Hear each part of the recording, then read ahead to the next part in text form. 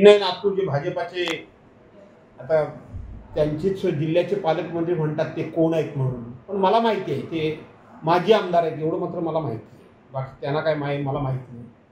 पण पालकमंत्र्यांनी विनय नातूंना इतकं तुच्छतेनं वागवलंय, त्यांना इतकं तुच्छ लेखलंय की विनय नातूंना सुद्धा असं वाटलं असेल की आपण एवढे तुच्छ आहोत.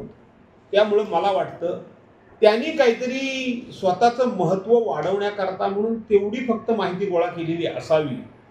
जिल्हा नियोजन मंडळाचा निधी कुठे जातो, आता त्यांना एवढं तुच्छतेने बोलल्यामुळं आणि त्यांना एवढं तुच्छ समजल्यामुळं आणि एवढं तुच्छ लेखल्यामुळं मला वाटत नाही की विनय नातू आता पुन्हा पालकमंत्री उदय सामंतांच्या नादाला लागतील असं मला वाटत नाही.